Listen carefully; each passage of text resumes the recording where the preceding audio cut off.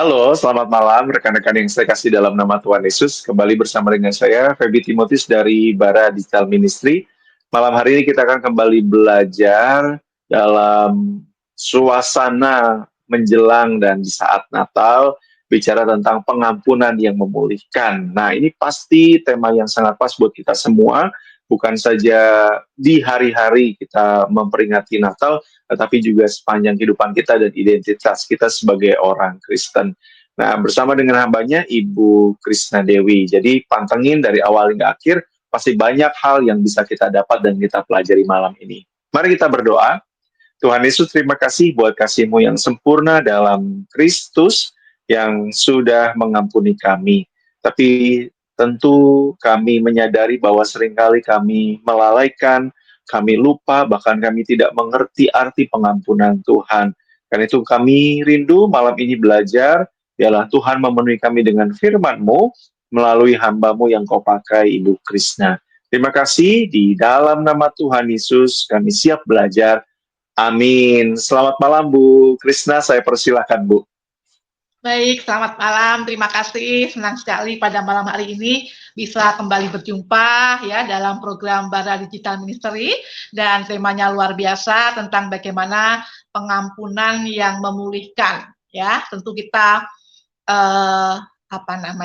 kita juga menyadari ya, kita betul-betul sadar sebagai umat Tuhan, hidup kita itu tak lepas dari bagaimana kita bersosialisasi, bagaimana kita berhubungan, berrelasi dengan berbagai banyak orang dalam keluarga, bermasyarakat, juga dalam gereja, dalam bertetangga, dan juga di dalam pekerjaan kita, pelayanan kita. Acap kali kita bersinggungan, acap kali kita ada yang merasa terluka, ada juga yang melukai tapi nggak sadar gitu ya. Jadi tema pada malam hari ini biarlah nanti menjadi berkat buat setiap kita, karena di bulan Desember ini juga kita tahu bahwa kedatangan Yesus sebagai bayi Yesus pun memberikan rasa yang damai ya, ketika memang kita mau sama-sama belajar dari sang bayi Kristus itu untuk memberikan pengampunan. Datangnya di dalam dunia ini memberikan rasa damai, sukacita, dan tentu itu tak lepas dari ketika kita menyadari ada kuasa yang luar biasa yang tidak bisa melebihi kuasa apapun, yaitu kuasa daripada pengampunan itu sendiri, ya, yang bisa melepaskan, membebaskan kita dengan perasaan yang mungkin kita selama ini benci, marah, kita tersinggung, kita mendendam, tapi kita sadar bahwa mengampuni itu perintah Tuhan. Ya, saya mengambil dari Matius pasal yang ke-6, firman Tuhan, ayatnya khususnya yang ke-12, di sana dikatakan, dan ampunilah kami akan kesalahan kami, seperti kami juga mengampuni orang yang bersalah kepada kami.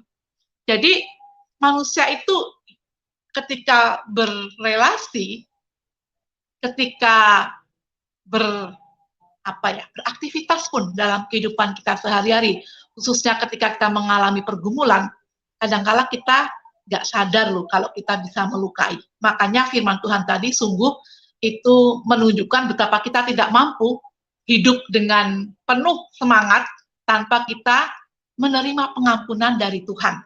Dan berita baiknya bahwa Yesus itu hadir ke dunia ini itu untuk salah satunya mengampuni keberdosaan kita. Dan ampunilah kami, ya, dan ampunilah kami akan kesalahan kami. Biarlah kita saat ini pun yang mendengarkan program Bara Digital Ministry, satu, kita merasa dan menyadari diri kita ini bagian dari manusia yang berdosa. Hanya karena kemurahan Tuhan, kita boleh hidup dilayakkan, ya, dilayakkan dalam pengampunan. Jadi kita minta ampun ke Tuhan, supaya kita pun juga bisa dimampukan mengampuni. Ini persoalannya, mau tidak kita mengampuni dalam kehidupan kita.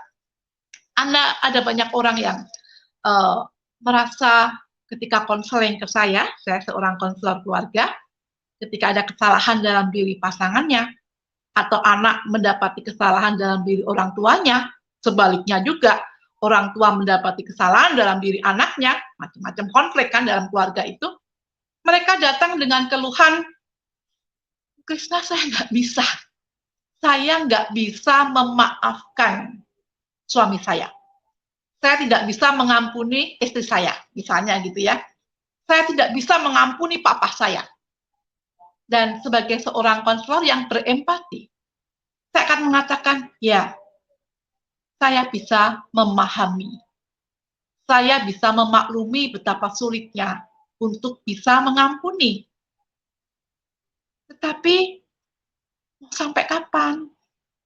Mau sampai kapan coba untuk menyimpan rasa itu? Yang kemudian rasa itu menghilangkan sukacita. Adanya cuman betul-betul kebencian, beban, sehingga bisa tidak produktif. Kemudian tidak bisa ramah, gak efektif dalam menjalani hidup. Ada ganjalan, ada beban. Mau sampai kapan coba? Kemudian selanjutnya saya akan mengatakan, tentu dengan kekuatan sendiri, saya pun juga bisa merasakan ketidakmampuan ibu, ketidakmampuan kamu untuk memaafkan orang tua kamu. Tetapi ada Tuhan yang mampu menolong, yang mampu melembutkan setiap hati kita. Biasanya konselinya kemudian menangis. Saya harus mengampuni ya Bu. Ya, karena juga firman Tuhan mengatakan bahwa hendaklah kamu harus mengampuni karena saya ini juga mengampuni. Kata-kata harus gitu ya. Ada firman Tuhan yang mengatakan tidak ada orang yang lepas daripada penderitaan. Kamu dipanggil juga untuk menderita bersama Kristus. Jadi ketika ada konflik yang menyakiti, mari kita merujuk pada firman Tuhan yang mengatakan seperti Tuhan telah mengampuni kamu, kamu juga harus perbuat demikian. Seperti Tuhan sudah mengampuni kamu, kamu juga harus perbuat demikian. Itu firman Tuhan. Ada kata-kata harus. Jadi kita juga tahu kan bahwa Tuhan itu mengampuni para muridnya, para orang Farisi, ahli-ahli Taurat, ya, yang ketika melukai Tuhan, menghina Tuhan, mengkhianati Tuhan, para murid Tuhan Yesus, meludahi, menyalibkan di Bukit Golgota, Tuhan mengampuni dan Tuhan memberikan teladan itu untuk kita mengikuti. Nggak pernah Tuhan memberikan perintah sebelum dia melakukannya. Kalau kita dipanggil untuk menderita, dia sudah lebih dulu menderita. Kalau kita dipanggil untuk mengampuni, dia sudah terlebih dahulu mengampuni kita, umatnya yang berdosa. Jadi, mari kita mencoba bercermin kepada firman Tuhan dan kepada kehidupan Kristus yang memang hidupnya lahir di dunia ini selain membawa damai sejahtera, membawa pengampunan, membawa berita yang membuat kita memiliki pengharapan, menghilangkan ketakutan, menghilangkan kecemasan, tetapi dia juga Allah, Kristus, bayi yang memberi pengampunan. Dan pengampunan yang sejati, yang memulihkan itu hanya melalui Kristus. Pengampunannya memberikan harapan. Pengampunannya mendatangkan berkat. Jadi kalau orang mengampuni itu, dia bukan hanya melepaskan hak untuk apa ya? Dia harusnya bisa marah dong, bisa membalas. Tetapi dia juga melepaskan hak untuk ketika mengampuni itu dia tidak lagi membenci. Harusnya membenci, dia melepaskan hak untuk membenci, untuk kemudian membalas dendam, untuk kemudian dia bisa marah-marah. Semua itu bisa dilepaskan. Ketika Tuhan, saya mau mengampuni. Saya sadar saya berat, tetapi kuasa Tuhan, kehadiran Tuhan, mampu memulihkan saya. Kuasa pengampunan yang memulihkan. Dan bukan hanya kita sendiri yang ditolong, Tetapi orang yang bersalah kepada kita, orang yang sudah melukai kita, itu juga dibebaskan dari hutang untuk minta maaf kepada kita. Hutang untuk menerima balasan kita. Dia dibebaskan.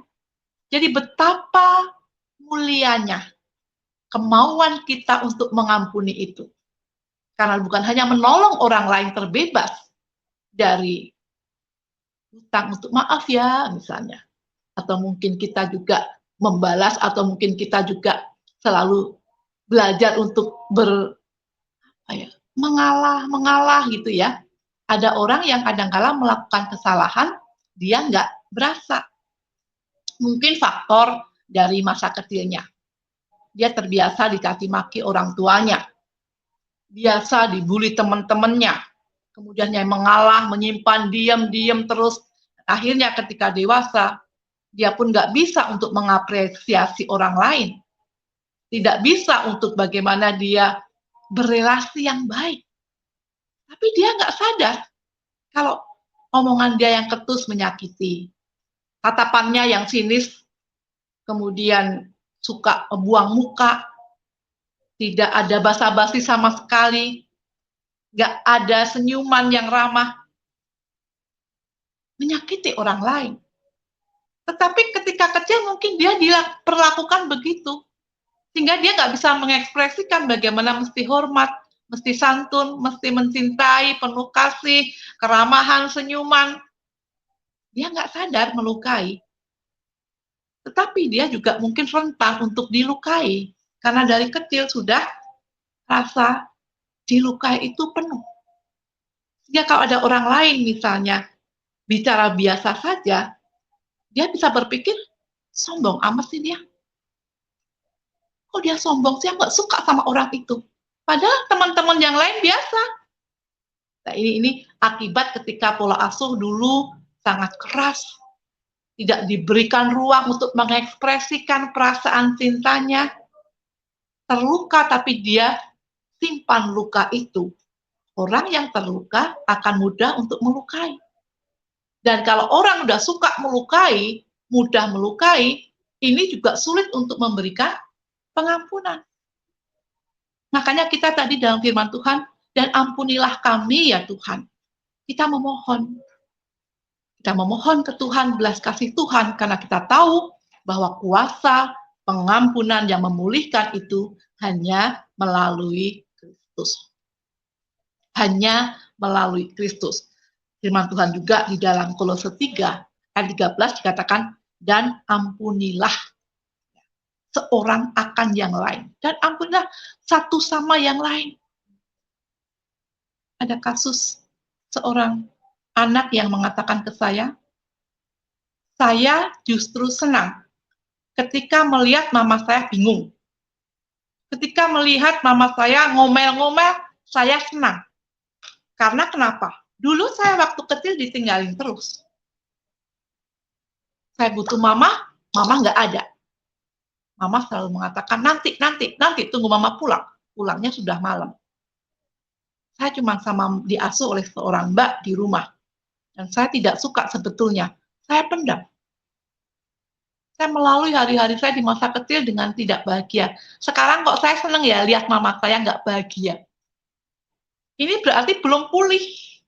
Luka di masa kecil itu belum pulih. Ada istri juga, orang istri yang, saya nggak mau berkunjung ke mertua. Dia kalau kita kunjungi ngomongannya macam-macam. Nanti nanya ini, nanya itu, kadang juga meremehkan saya. Kamu jadi istri jangan boros. Suamimu itu kalau kerja jungkir balik, mesti dihargai. Padahal saya juga nggak boros, Bu Krisna. Tapi dia itu kalau ngomong sudah asal aja. Males saya ke rumah mertua saya. Ada juga yang seperti itu. Nah, ini bentuk-bentuk sehari-hari yang memang betapa sulitnya orang mengampuni. Kadang-kala terluka oleh ucapan. Kadang-kala terluka oleh sikapnya. Sikap teman-teman, sikap orang-orang terdekat. Tetapi sekali lagi ketika Kristus itu menguasai hidup kita, seharusnya kita bisa mengampuni. Walaupun kita harus berurai air mata. Karena sejujurnya, kita sadari kita pun seringkali menyakiti orang lain, dan orang lain itu mungkin tidak bicara ke kita, tidak ngomong kalau omongan kita menyakiti, tapi mereka tetap mampu lemah lembut pada kita. Mereka mampu mengampuni kita, berdamai berelasi dengan kita. Nah, kenapa kita kok terlalu sulit? Berarti betapa egonya hidup kita, diri kita, kalau kita sulit untuk mengampuni orang lain. Walaupun saya katakan tadi, itu mungkin bisa dari pola asuh yang keliru. Dia dibesarkan oleh keluarga yang tidak mengedepankan cinta, yang sulit mengampuni. Kalau ada kesalahan, mungkin kedapatan salah, dipukul, dicaci maki. Punya seorang teman juga yang dari kecil sudah ditinggalkan oleh orang tuanya. Ibunya meninggal, bapaknya menikah lagi, dan dia dititipkan dari tante satu ke tante yang lainnya, ke omanya, dengan hidup yang sangat keras. Ketika menikah, sama sekali dia tidak bisa memberikan kelembutan. Setiap kali kita sebagai sahabat-sahabatnya mengatakan, kamu tuh sejujurnya baik, tapi mulut kamu mesti lebih lembut. Nggak bisa, nggak bisa. Jadi kalau kita ngobrol pas baik-baik gitu ya, kita kasih tahu, bisa. Nggak bisa. Ya kita memahami karena dulu memang dia keras sekali.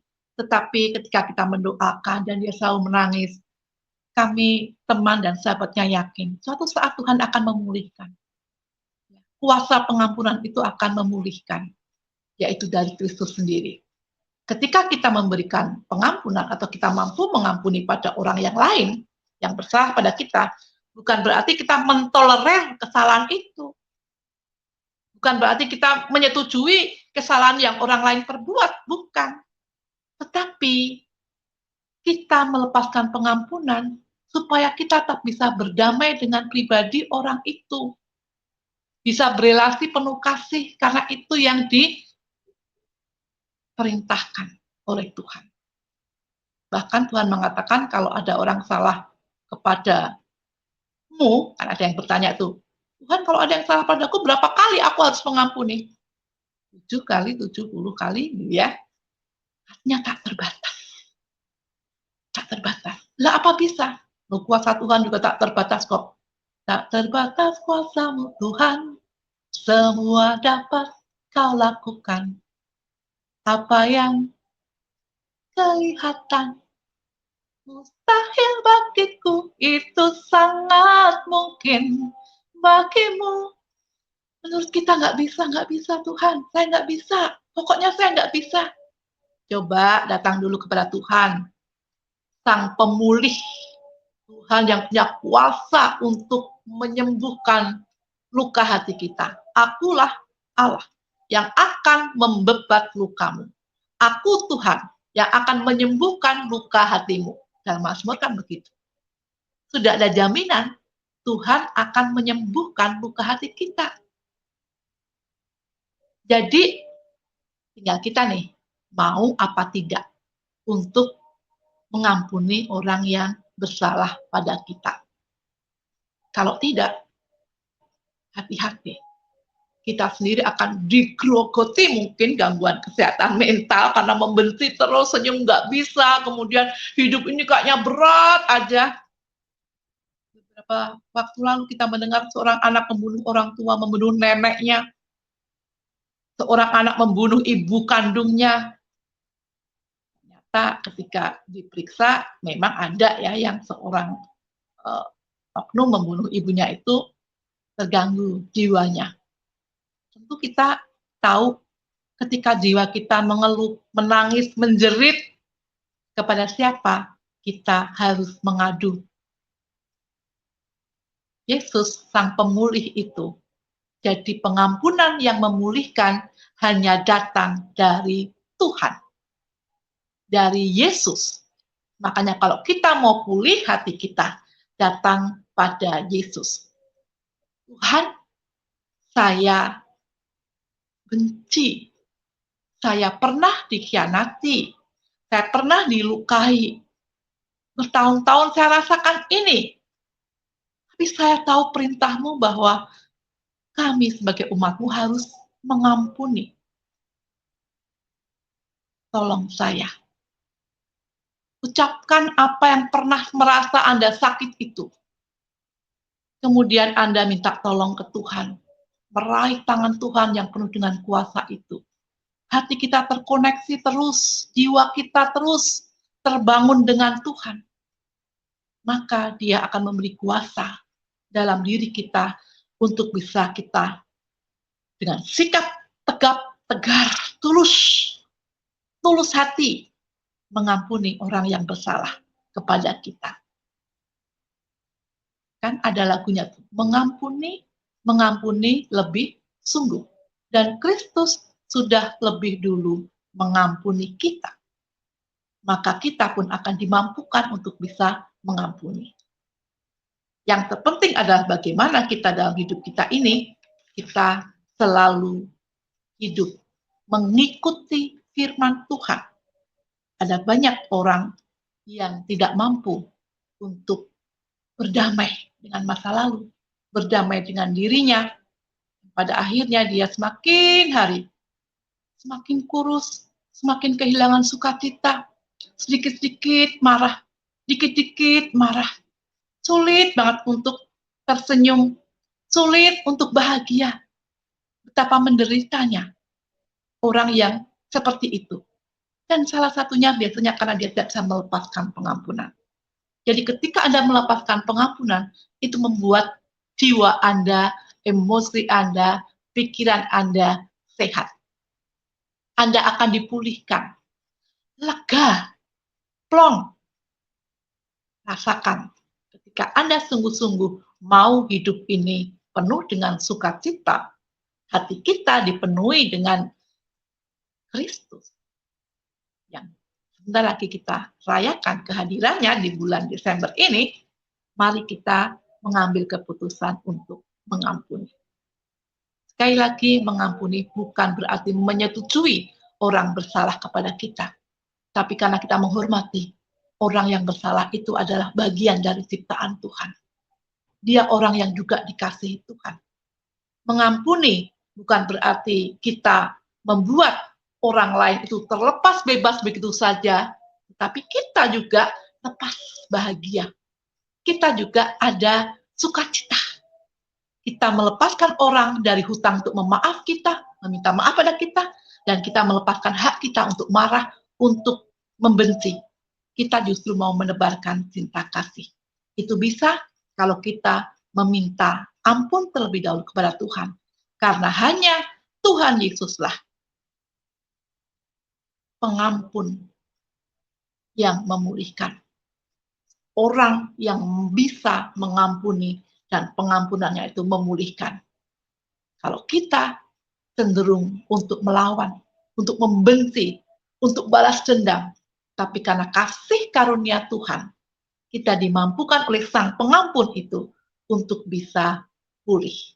Biarlah firman Tuhan yang singkat ini bisa membuat kita semakin menjalani hari-hari kita untuk tidak menyimpan kebencian, untuk tidak menyimpan dendam. Karena itu sebetulnya sifat yang sangat selain egois juga bodoh. Mau bahagia, mau dipenuhi sukacita di bulan Desember dan hari-hari tahun-tahun selanjutnya, lepaskan pengampunan. Kristus Sang Pengampun. Pengampunan yang memulihkan hanya dari Kristus datang kepada Dia, Anda akan merasakan sukacita. Kiranya firman Tuhan ini, renungan kita malam hari ini bisa menjadi berkat buat setiap kita yang mendengarkannya. Terima kasih.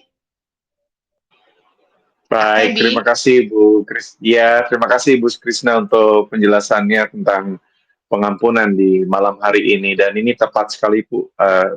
Ini pertanyaan, ada beberapa pertanyaan yang menurut saya bukan seru, tetapi memang dalam konteks kejadian nyata. Ini ada satu direct message yang masuk ke Instagram Bara Digital Ministry. Saya tidak menyebutkan namanya, tapi karena ini cukup kompleks Bu, jadi ini pas dengan apa yang Ibu sampaikan dan juga Ibu sebagai seorang konselor. Saya seorang ibu bagaimana jika suami saya seorang NPD, Narcissistic Personality Disorder, saya sudah menikah 15 tahun dan punya 3 anak. Lalu, tapi saya alami KDRT, dan terakhir suami saya sempat ke rumah pelacuran melakukan eh, perzinahan dengan wanita-wanita, dan beberapa hal dalam hal keuangan saya ditekan-tekan, dalam arti ya tidak diberi uang, lalu kalau harus minta alasannya jelas baru dikasih uang, dan suami melarang saya berteman atau berhubungan dengan keluarga suami maupun keluarga saya. Apa yang harus saya lakukan, Bu? Wow, complicated dan sangat berat ya. Saya merasa prihatin, itu yang pertama, ikut apa ya, merasakan berempati untuk kasus yang Ibu hadapi. Jadi apa yang dirindukan oleh seorang istri, seorang ibu tidak terpenuhi sama sekali ya, dengan sikap suami yang punya ya kelainan khusus gitu ya, disordernya tadi ya, penyimpangan atau juga kekerasan, juga dalam hal keuangan tidak diberi, juga dalam hal kita berelasi, kita direnggut, nggak boleh ke keluargaku, ke keluargamu, artinya kita terpenjara. Ya, kita nggak bisa leluasa. Apa yang kita rindukan sebagai seorang istri untuk diayomi, dikasih, dicintai, dipenuhi, sama sekali tidak terpenuhi, justru ini menjadi beban-beban berat dalam diri ibu. Pastinya yang pertama, memang kalau kita berharap kepada pasangan kita, manusia, kita akan menjadi lemah dan semakin lemah. Kalau di sini ibu sudah dikaruniai 3 orang anak, tentu itu juga bagian dari anugerah Tuhan. Kenapa sampai dipercayakan 3 orang anak dengan situasi yang tidak mudah seperti ini, ada maksud Tuhan.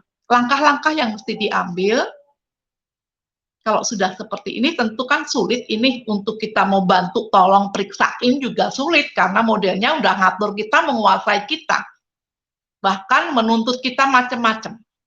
Jadi saran saya, mari fokus kepada Tuhan. Fokus pada Tuhan, ya, dan anak-anak, kemudian menyerahkan suami, sudahlah itu ke dalam tangan Tuhan. Kalau nanti terjadi lagi hal-hal yang KDRT yang luar biasa, ya, kita bisa memberikan shock terapi untuk mungkin menghubungi pihak-pihak yang memang punya peranan besar pada diri suami. Kemudian apakah kita memang harus menyelamatkan diri dengan kita lapor ke pihak yang berwajib. Jangan sampai tunggu kita babak belur, kemudian nanti tadi kan dikatakan kalau minta uang, kalau nggak sungguh-sungguh alasannya nggak dikasih. Nah, nanti kita juga memohon-mohon, ya. Saya pernah baca buku, kadang-kala istri kalah dengan ketika suami kemudian baik-baik lagi, ngasih bunga, lama-lama bunga pusara. Jadi kalau berpisah kan nggak boleh gitu ya. Tetapi hal-hal yang penuh dengan hikmat, mari ibu sendiri yang merasakan ini. Kalau saya misalnya melaporkan sampai babak belur gitu ya ke orang yang berwajib, ke pihak yang berwajib, apakah itu benar-benar sungguh akan menolong, membuat lebih lega dan baik untuk peran ibu dengan anak-anak? Ya, karena kalau didiemin juga kan ini merajalela, sudah merampas semuanya, dan ini nggak tahu latar belakangnya apa, gitu ya. Apakah ada sesuatu yang kesalahan yang dulu besar, walaupun itu juga tidak bisa ditolerir dengan dia kemudian langganan ke PSK gitu ya, kemudian memukul ibu, membuat gara-gara macam-macam, tentu pribadi seperti ini tidak bisa diharapkan. Makanya berpaling berharap kepada Kristus. Kalau kejadian lagi, ya ketika memang kita wajib untuk bisa memberikan perlindungan pada diri dan anak-anak supaya shock terapi bukan berpisah loh ya, tetapi untuk memberikan shock terapi kalau itu bisa, saya rasa kok ini juga sebuah tindakan yang bisa dilakukan. Jadi minta hikmat Tuhan dulu, hati nurani kita yang bicara, Roh Kudus berbicara apa, mari kita juga semakin kuat dulu dalam iman. Ya, apakah ini yang terbaik? Apakah ini merusak, semakin merusak, atau ini juga membuat kami semakin bisa bertumbuh? Ya, tolong ditanyakan di hati kita. Cari komunitas-komunitas yang masih bisa membangun, minta tolong doa, dikuatkan, ya, bimbingan rohani untuk diri kita sendiri supaya kuat pada anak-anak. Dan suami yang kita doakan, kita lakukan yang terbaik yang bisa, tapi kalau seperti ini terus-menerus, coba Ibu untuk dengar-dengaran dengan Tuhan. Ya, hikmat apa? Apakah harus lapor? Apakah cukup saya terima dan kemudian saya melihat situasi selanjutnya apakah semakin berang, semakin ganas atau dia bisa Tuhan lembutkan dengan cara Tuhan. Saya yakin ibu yang harus memutuskan. Ya, ibu yang harus memutuskan dan yang tahu persis bagaimana yang terbaik untuk langkah-langkah selanjutnya, apakah lapor atau tidak, apakah cukup menerima, kita doakan, ya, kemudian kita fokus kepada Tuhan, tidak kepada suami. Ya, berhenti berharap pada suami, tapi terus berharap pada Tuhan. Mungkin begitu, Kak Feby, masukan saya. Baik. Terima kasih untuk masukannya dan berharap Ibu yang tadi bertanya juga ya pasti turut prihatin ya Bu dalam kondisi-kondisi yang ini nggak sedikit tapi banyak yang mungkin dalam konteks tertentu bahkan lebih parah dan ya ini sedang menangis dan kita berdoa bersama-sama. Nah Bu, ketika kita bicara tentang pengampunan yang perlu kita lepaskan, apa sih Bu yang membuat kita bisa membedakan antara pengampunan sejati ya atau sekedar dalam tanda kutip pengabaian pengabaian luka ya udahlah saya ampuni gitu ya. Nah, apakah itu nanti akan yang pengabaian luka itu akan muncul lagi sedangkan yang sejati itu akan bertahan lama atau mungkin ada sesuatu yang lain, Bu? Ya. Ini pertanyaan yang menarik ya. Karena kadang-kala orang ngomong, sudah saya ampuni kok, saya udah nggak ada apa-apa kok. Padahal cuma menyimpan di dalam memori dan hatinya. Kemudian kalau nanti ada peristiwa yang sama, kita akan kemudian marah lagi, nggak suka lagi dengan orang yang lainnya gitu ya. Itu berarti belum tulus, belum sejati. Kalau kita ketika misalnya ya ada orang yang kita itu dari kecil dilukai karena mungkin kita di nomor 2 kan gitu ya. Jadi apa-apa didahulukan yang lainnya. Kakak beradik misalnya yang didahulukan yang sulung. Dia suruh ngalah terus gitu ya. Apa-apa suruh ngalah dulu, entar dulu. Nah, ketika dewasa dia disuruh seperti itu kan meluap. Antrian untuk membayar di kasir, dia serobot, dia nggak terima. Kemudian dia mungkin buru-buru, misalnya sudah harus dia yang parkir duluan, dia dipepet untuk kemudian yang lain, dia bisa, nggak bisa saya ngalah lagi, ya itu berarti belum sembuh, ya itu berarti belum sembuh ketika dia terluka dulu, kemudian ada peristiwa-peristiwa di kehidupan sekarang dan itu mudah sekali menyulut emosinya. Nah kalau pengampunan yang sejati itu memang betul-betul dia sadar Tuhan, jadi pengampunan itu adalah kayak perjanjian pribadi dengan Tuhan. Ya, kayak koneksi pribadi dengan Tuhan untuk menyertakan Tuhan. Sehingga ketika ada lagi yang menyakitkan, dia ingat kayak ada yang ngerem. Saya sudah berdoa, saya sudah menyerahkan ke Tuhan, saya sudah berjanji. Inilah komitmen pribadiku pada Tuhan, saya akan mengampuni. Walaupun saat itu kita menangis, berurai itu malah bagus. Karena kita melepaskan sampah-sampah luka lama yang memang kita sudah sulit banget untuk ampuni dan akhirnya kita tahu kebenarannya saya harus mengampuni dan kita ngomong kepada Tuhan. Jadi pengampunan yang sejati yang sungguh-sungguh itu harus tulus dan menyertakan Tuhan. Nggak cuma udah kok, tapi bahasa wajahnya itu masih sinis, masih ketus. Udah aku tuh biasanya kalau sudah salaman dong, tanya kabarnya gimana, ngapain? Gak ada perlunya. Aku nggak perlu lah kayak gitu. Nah itu berarti masih yang cuman sekedar lip service. Yang sudah ngomong mengampuni, tapi di hati nurani yang terdalam masih menyimpan luka dan membenci. Begitu. Jadi sikap hidupnya masih kelihatan, tidak tulus, nggak ada senyuman, nggak ada keramahan, nggak nyaman berlama-lama dengan orang itu juga gitu ya. Padahal kalau udah mengampuni ya santai aja, nggak apa-apa. Mau diem duduk berlama-lama karena masih mungkin memperhatikan hal-hal yang lain ya nggak apa-apa, nggak usah kemudian menghindar gitu ya, nggak usah kemudian menjauh, pura-pura nggak lihat, baru kemudian ketika ketemu muka sama muka baru hai ya, kemudian rada gimana, itu berarti belum tulus. Pasti ada nih beberapa yang merasakan seperti itu yang sedang menyaksikan Bara Digital Ministry ini. Yuk kita cross check ya supaya kita mengampuninya tulus. Sertakan Tuhan, lepaskan kesedihan kita, luka hati kita. Kalaupun mau menangis gak apa-apa, tapi nanti tangisan itu kan berubah dengan sukacita dan kelegaan. Begitu, Kak. Wah, terima kasih Bu, terima kasih. Ini pertanyaan terakhir buat malam hari ini Bu. Ini kan kalau Ibu, Bu Krisna sebagai konselor kayaknya menurut saya ini secara ini ya, asumsi. Ibu tuh sudah tahan untuk dengar curhatan banyak orang gitu. Nah, tapi buat kita sebagai orang yang mungkin tidak begitu mendalami psikologi atau berkaitan dengan konseling gitu ya, Bu. Ketika kita menghadapi orang yang problematik dalam arti misalnya orang ini punya masalah lalu cerita dengan kita, lalu mungkin karena dia meminta nasihat lalu kita beri ya ini jalan keluarnya bla bla bla bla. Tapi kemudian hari datang lagi dengan masalah yang sama dan rasanya nggak puas dengan apa ya, dengan jawaban itu, sehingga nggak puas, sehingga ini orang kenapa carinya masalah gitu ya, fokusnya kepada masalah, bukan bukan bukan apa ya, bukan solusinya. Nah, eh, ini ditinggalin atau kita terus begitu, Bu? Nanti apakah kita yang lama-lama jadi mungkin perasaan capek, atau tetap harus dirangkul dengan kondisi kita juga sendiri mungkin merasa kayaknya nggak siap, atau kita alihkan kepada orang lain, atau bagaimana, Bu? Padahal orang itu mungkin percayanya sama kita, Bu. Ya, ya, sangat berat memang untuk mendampingi orang yang bermasalah, kemudian dia tergantung pada kita, gitu ya. Nggak kelar-kelar, kemudian bergantung pada kita. Makanya dikasih challenge, tantangan.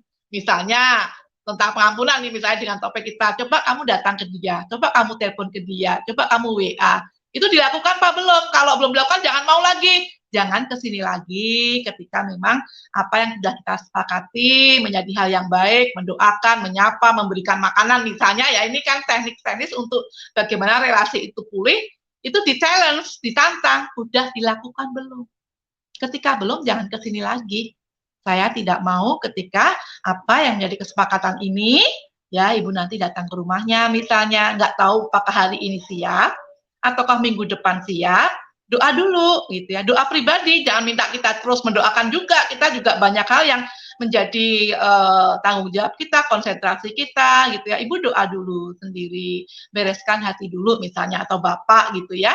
Kemudian langkahnya misalnya apakah disuruh nyanyi pujian 1, 2, 3 lagu, mungkin sambil direkam, di apa namanya, diulang-ulang untuk masuk firman itu, kita buka hati kita. Karena kalau dianya memang orangnya susah untuk berrekonsiliasi, nggak mau firman Tuhan, nggak mau penyembahan, ya datang ke kita ya, maaf ya, enaknya dia, cuman kemudian jadi kita jadi beban, padahal kita mau nolak gimana, nggak nolak juga beban, dikasih ke yang lain, kasih siapa gitu, dia percayanya ke kita.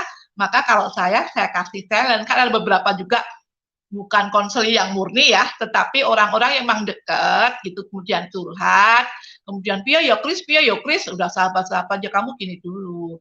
Kalau enggak, nanti dia, aku udah gini, lah kemarin udah lakukan belum? Belum. Ya, gimana gitu ya, tolong dong lakukan dulu, nanti baru boleh lah kamu telepon aku lagi atau main ke sini lagi. Kalau saya begitu.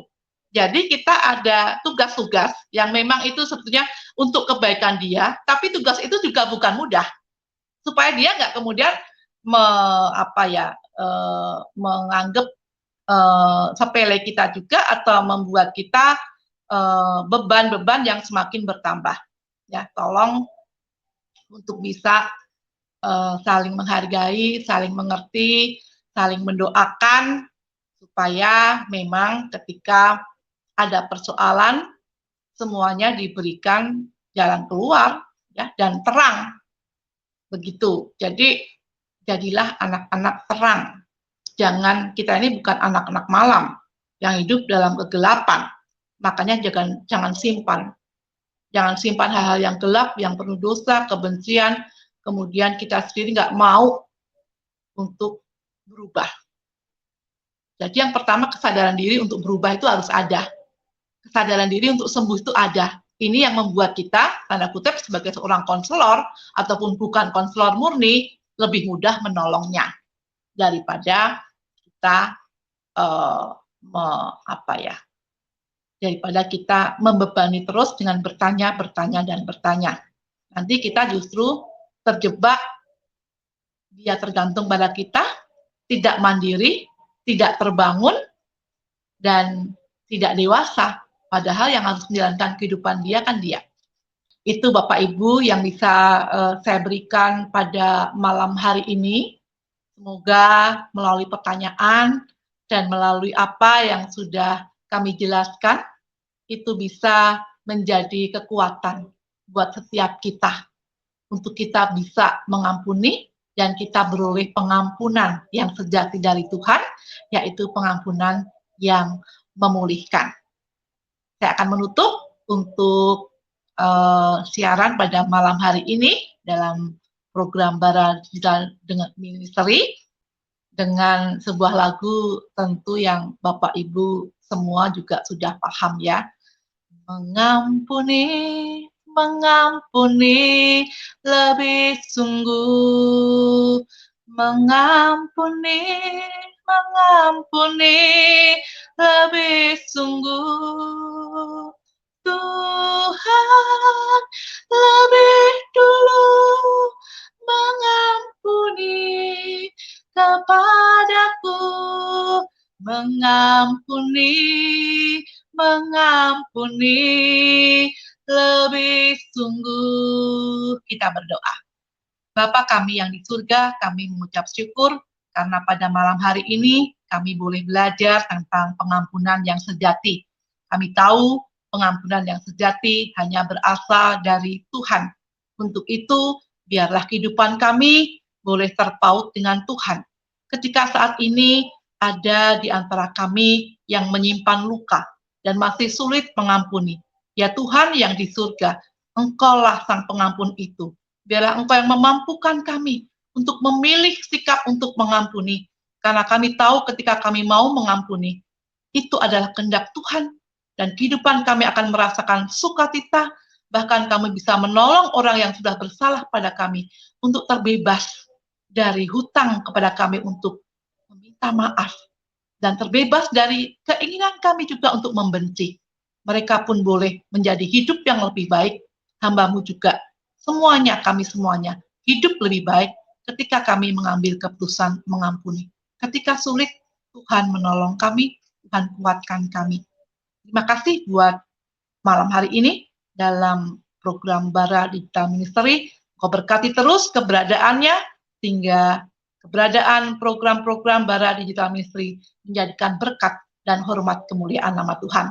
Ini doa kami di dalam satu nama yang berkuasa, Tuhan dan penebus kami, Yesus Kristus. Kami siap mengampuni dan kami sudah diberkati. Amin. Baik, terima kasih sekali lagi Bu Krisna. Ini minta maaf ada koneksi yang terputus tadi. Baik, terima kasih buat teman-teman yang sudah bergabung dan juga terus mengampuni seperti komitmen tadi doa yang sudah dinaikkan oleh Bu Krisna.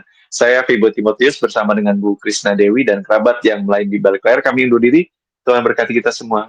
Amin.